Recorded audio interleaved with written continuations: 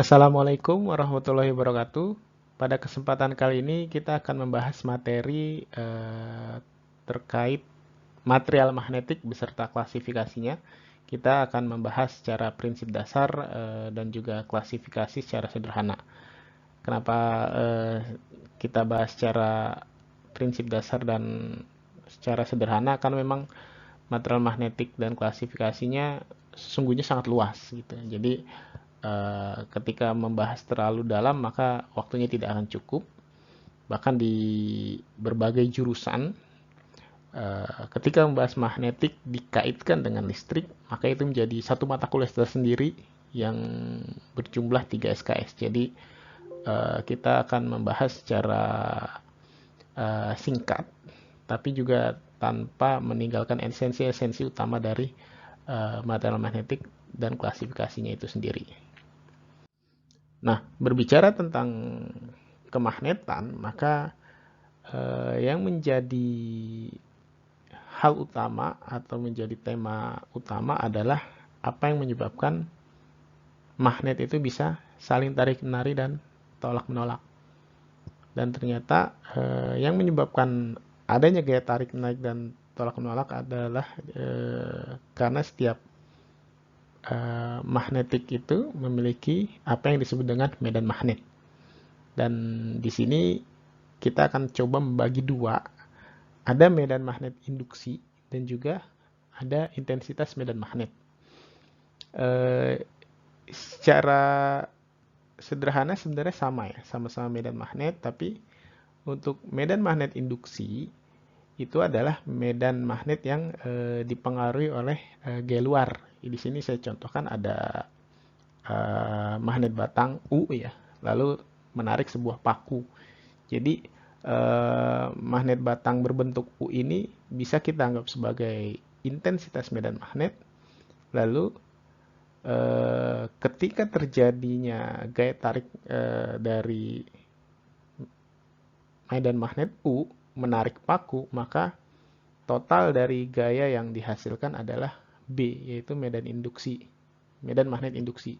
Jadi paku-paku tersebut terkena induksi dari intensitas medan magnet. Dan di sini kita bisa lihat bahwa hubungan antara medan magnet induksi dan intensitas medan magnet adalah mu 0 dikali H gitu ya. Jadi mu 0 itu adalah permeabilitas di ruang hampa. Jadi berbanding lurus gitu.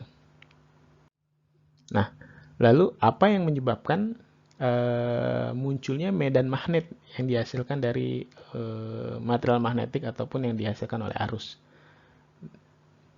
Nah, yang menyebabkan timbulnya medan adalah momen magnetik.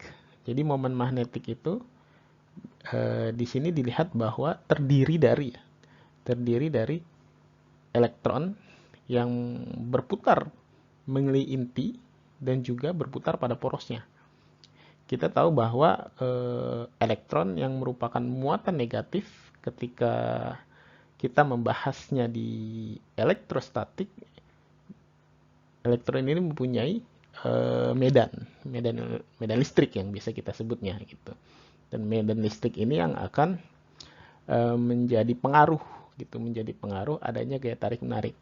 Nah, di sini ternyata gaya yang dihasilkan oleh elektron itu ada dua tadi ya. Yang pertama gaya ketika dia berputar mengelilingi inti, lalu elektron yang berputar pada porosnya gitu. Jadi totalnya itu total momen magnet adalah jumlah dari keseluruhan elektron gitu ya. Kita tahu bahwa suatu material itu terdiri dari sangat banyak atom-atom. Jadi ketika atom-atom magnetik itu sangat banyak dan dalam satu arah tertentu terpolarisasi, maka akan membentuk kutub atau magnetik gitu. Nah, ini gambaran yang lebih jelas. Jadi yang menyebabkan adanya medan magnet tadi disebabkan oleh momen magnetik orbital, yakni elektron yang berputar mengelilingi inti, dan momen magnetic spin yang dimana elektron berputar pada porosnya. Kita tahu bahwa dengan menggunakan kedatangan kanan, ketika ada berputar meli inti, lalu dia berputar berlawanan dengan arah jarum jam, maka arusnya akan ke atas gitu ya. Begitu juga ketika berputar berputar pada porosnya gitu, dia spinnya akan ke atas, momen magnetik orbitalnya akan ke atas. Maka momen atomiknya secara total, momen orbital ditambah momen spin gitu, jadi di total gitu. Nah, ini simulasi sederhana ketika kita memiliki jarum kompas, di mana jarum kompas itu akan selalu bergerak menuju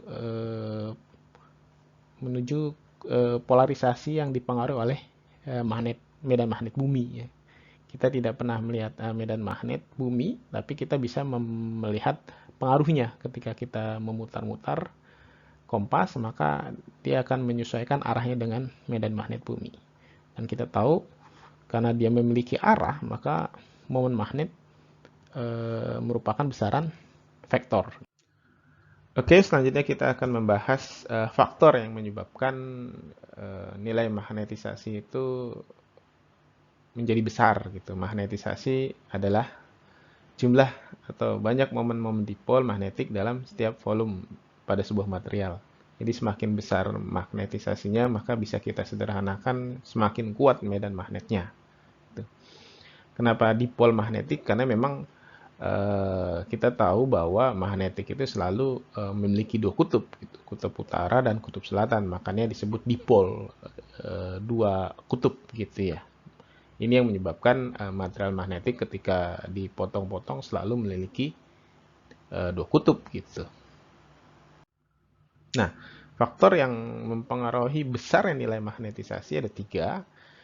Yang pertama adalah tingkat kepadatan dipol-dipol magnetik dalam sebuah material. Jadi semakin padat dipol magnetiknya dalam sebuah material, maka semakin besar nilai magnetisasinya gitu. Di sini disimbolkan dengan tanda panah ya. Kalau semakin renggang berarti nilai magnetisasi semakin kecil. Tapi ketika momen magnetiknya ini dalam sebuah material semakin rapat gitu, maka secara otomatis nilai magnetisasinya semakin besar gitu. Maka disebut dengan density ya, density momen magnetik gitu. Lalu faktor yang kedua adalah besar momen magnetiknya gitu, nilainya gitu. Di sini disimbolkan dengan tanda panah. Jadi ini mirip-mirip seperti vektor. Kalau nilai vektornya besar, maka tanda panahnya lebih panjang. Kalau vektornya kecil, tanda panahnya lebih kecil gitu. Jadi disimbolkan juga ketika nilai dipol-dipol momen magnetiknya lebih besar, maka tanda panahnya lebih kecil. Tanda panahnya makin besar. Lalu ketika momen magnetiknya kecil, tanda panahnya juga kecil gitu. Kenapa berbeda? Karena kita ketahui sendiri bahwa atom-atom itu terdiri dari jumlah proton dan elektron yang berbeda. Ada yang jumlah protonnya 1 dan elektronnya 1, tentu berbeda nilainya dengan atom yang terdiri dari lebih dari satu proton, lebih dari satu elektron, belum ketika atom tersebut memiliki elektron bebas. Maka otomatis kalau elektronnya semakin banyak gitu kan, elektron semakin banyak, protonnya semakin banyak, maka nilai magnetisasinya semakin besar dan elektron bebasnya juga tentu menjadi pengaruh.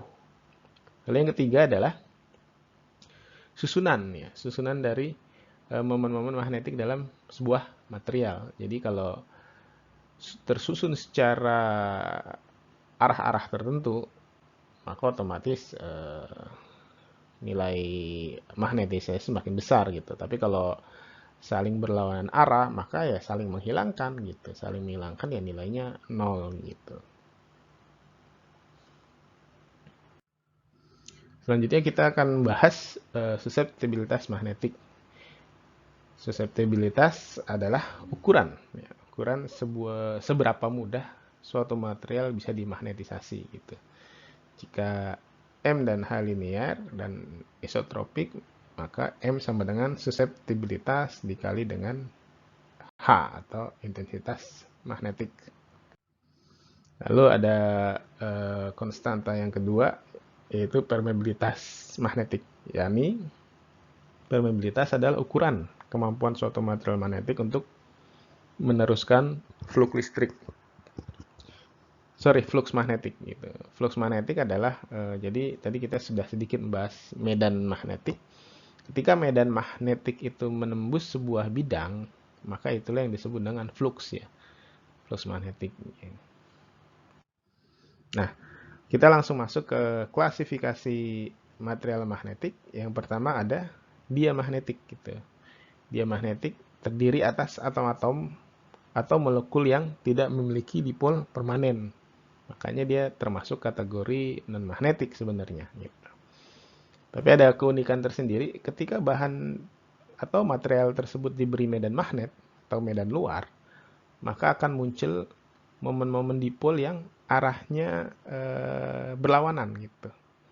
Jadi ketika diberi medan H, di sini dilihat diberi medan H ke kanan, lalu muncul dipol momen magnetiknya ke arah kiri gitu.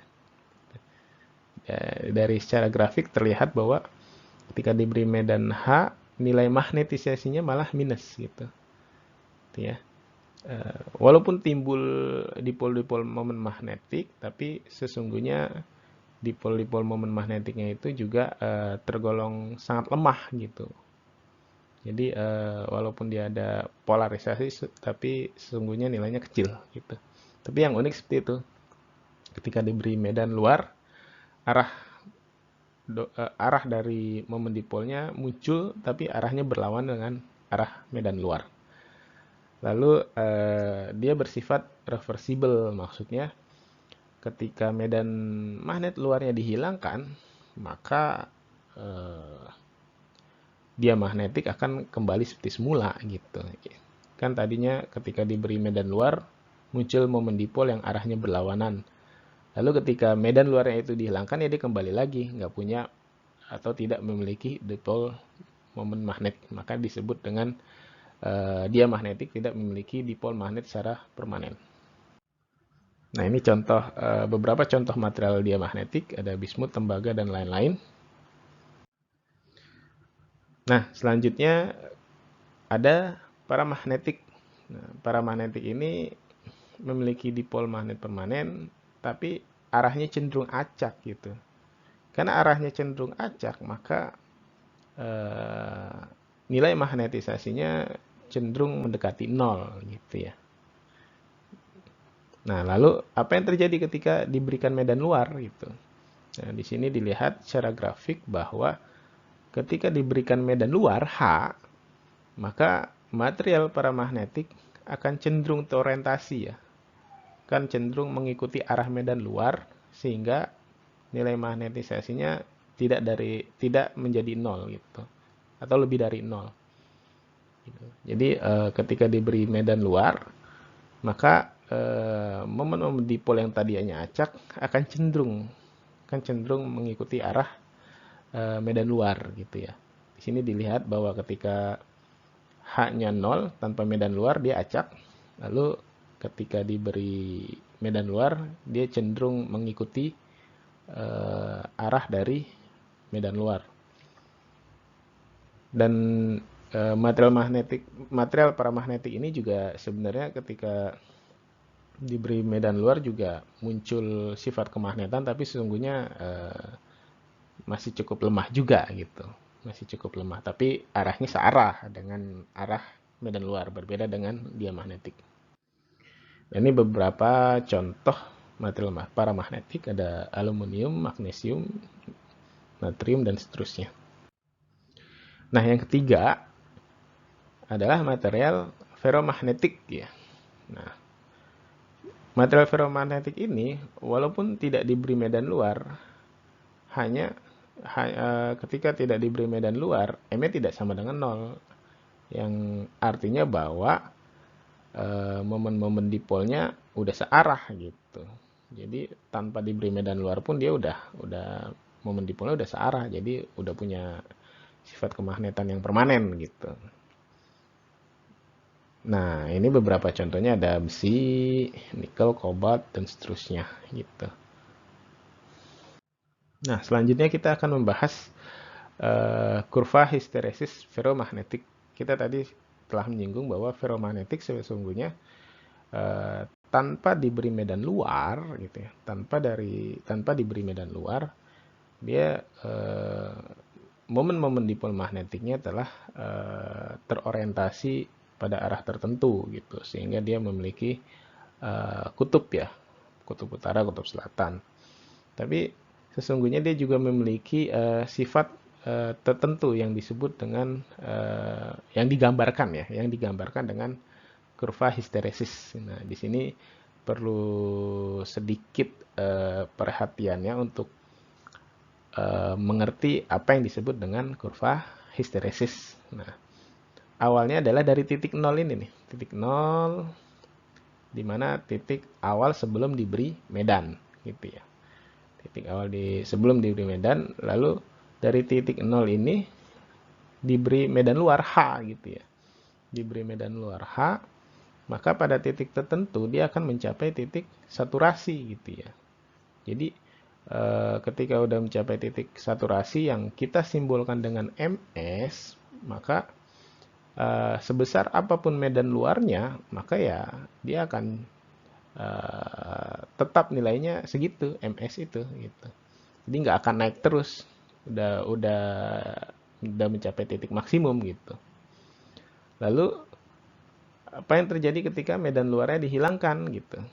Ketika medan luarnya dihilangkan, dia tidak kembali ke titik nol, gitu, tapi turun ke, disimbolkan dengan MRS ya, yakni titik magnetisasi yang tersisa gitu. Jadi eh, ketika suatu medan magnet batang ya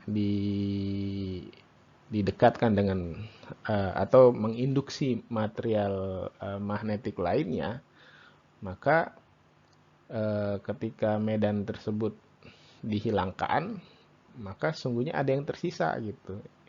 Ada yang tadinya searah gitu ya, yang tadinya searah ketika dihilangkan nggak semuanya kembali lagi menjadi nggak searah, tapi ada yang tersisa gitu. Makanya disebut dengan, ada yang bilang magnetisasi remanen ya, magnetisasi sisa. Kan kalau kita meninjau dari sisi grafiknya dia magnetik dan paramagnetik, ketika medan luarnya dihilangkan, dia akan kembali lagi ke titik nol. Kalau ini enggak gitu, dia enggak ke titik nol tapi MRS, titik tertentu yang menunjukkan bahwa ada momen-momen dipol magnetik yang enggak kembali seperti semula, tapi arahnya cenderung ke medan luar awal yang diberikan gitu.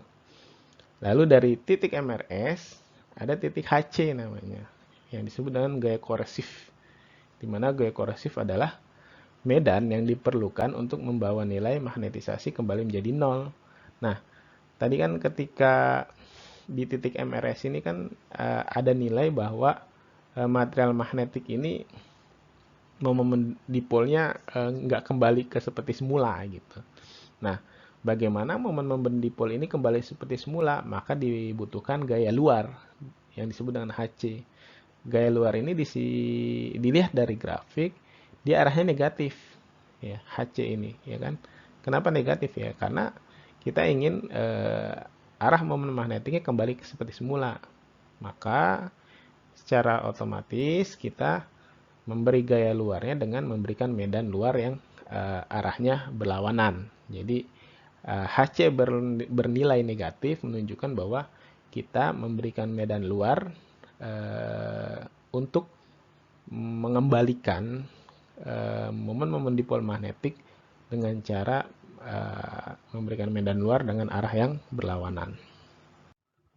Nah, ini mungkin gambaran yang bisa menambah pengetahuan agar lebih ngerti tadi berkaitan dengan kurva histeresis. Ini disimbolkan dengan domain ya. Jadi kita lihat yang di paling bawah di titik 0, ketika H-nya 0 itu ada 4 domain tanda panah gitu ya. Lalu secara perlahan diberikan medan luar, applied magnetic field diberikan medan luar, maka secara perlahan kita lihat di atasnya diberi medan luar H dengan arah ke kanan, maka nilai yang arahnya ke kanan, areanya akan menjadi lebih besar gitu.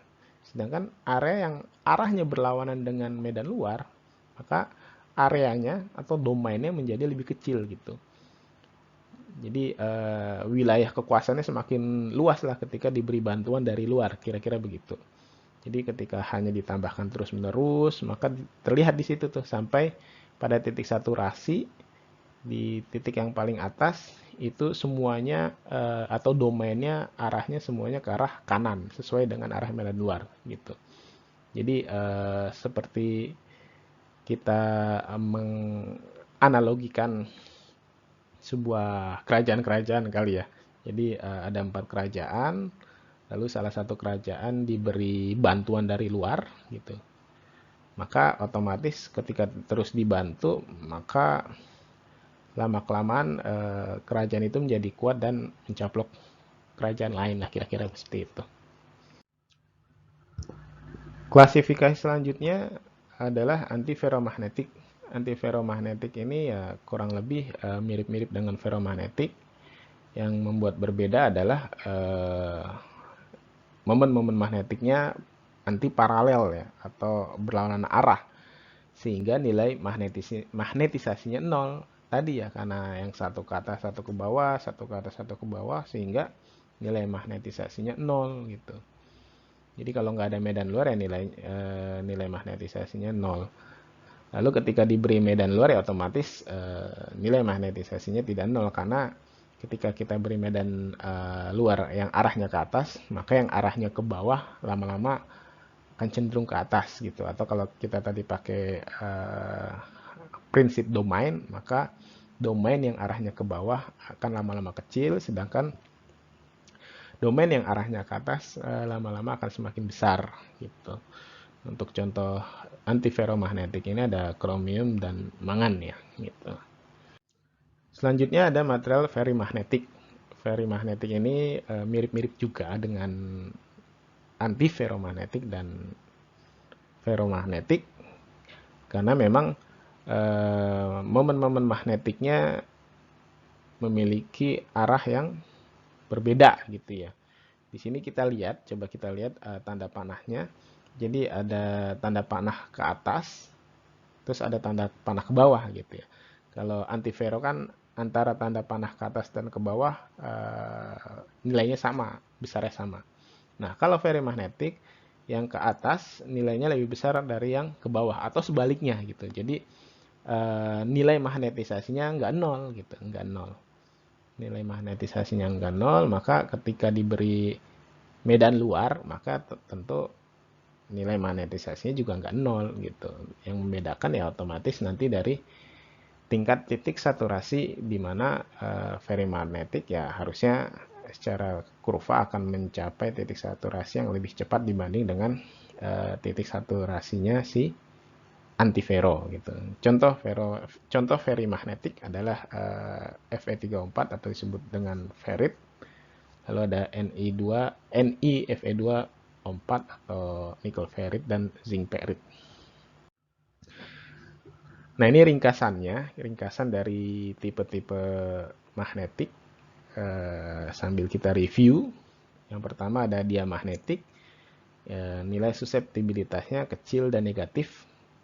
Jadi maksudnya kecil dan negatif itu ketika diberi medan luar, maka ya nanti dia timbul momen magnetik tapi arahnya berlawanan. Nah, ketika tanpa medan luar dia tidak memiliki momen magnetik gitu. Yang kedua ada paramagnetik, suseptibilitasnya kecil tapi nilainya positif gitu. Jadi dia memiliki momen magnetik tapi arahnya acak gitu, arahnya acak. Bernilai positif karena ketika diberi medan luar dia arahnya cenderung mengikuti arah medan luar, walaupun untuk mencapai saturasinya itu sangat sulit ya. sangat sulit untuk mencapai titik saturasi, bahkan diperlukan nilai medan luar H yang sangat besar dan juga temperatur yang sangat rendah. Itu syaratnya untuk paramagnetik mencapai titik saturasi. Lalu yang ketiga ada ferromagnetik ya. Suseptibilitasnya sangat besar, bernilai positif. Ferromagnetik ini fungsi dari medan, jadi tadi ketika medan luarnya diberikan, maka pada saat tertentu momen-momen atom magnetiknya akan searah dengan sempurna gitu. Jadi sesungguhnya ferromagnetik juga awalnya sebelum diberi medan juga nggak sempurna-sempurna amat arah-arah momen dipolnya. Tapi ketika diberi medan luar maka atomnya pada saat tertentu, yakni pada saat titik saturasi akan mencapai atom-atom arahnya akan searah gitu. Momen-momen atom magnetiknya akan searah. Lalu ada antiferromagnetik ya. Nilainya kecil ya, suseptibilitasnya kecil dan bernilai positif. Antara atom satu dengan atom lainnya, antara momen dipol atom satu dengan lainnya itu saling berlawanan arah atau antiparalel, sehingga nilai magnetisasinya 0 sebelum diberi medan luar. Nah, saat diberi medan luar ya tentu memiliki magnetisasi gitu. Dan terakhir ada ferrimagnetik ya. Nilai suseptibilitasnya besar, bernilai positif, dan dia juga fungsi terhadap nilai fungsi terhadap medan gitu. Jadi ada kemiripan dengan antiferromagnetik, jadi dia antara momen magnetik satu dengan momen magnetik lainnya berlawanan, tapi nilainya tidak sama gitu ya, nilainya tidak sama. Antara momen magnetik yang ke atas dan ke bawah nilainya tidak sama, sehingga nilai magnetisasinya tanpa diberi medan pun tidak nol, sehingga nanti ketika diberi medan luar maka akan mencapai titik saturasi tertentu ya, karena ketika diberi medan luar maka lama-kelamaan yang arahnya berlawanan akan cenderung searah pada saat mencapai titik saturasi. Ya, itu kira-kira sedikit pembahasan terkait dengan material magnetik dan klasifikasinya. Ini penjelasan yang saya pikir cukup singkat, padat, dan mungkin masih banyak kekurangan. Tentu tadi di awal sudah dijelaskan bahwa ketika membahas material magnetik beserta klasifikasinya, maka akan membutuhkan waktu yang cukup banyak sesungguhnya gitu aja. Tapi ini saya buat seringkas mungkin, dan tentu masih banyak pertanyaan-pertanyaan yang mungkin perlu dijawab gitu. Tapi untuk penjelasan kali ini saya cukupkan. Atas perhatiannya saya ucapkan terima kasih. Wassalamualaikum warahmatullahi wabarakatuh.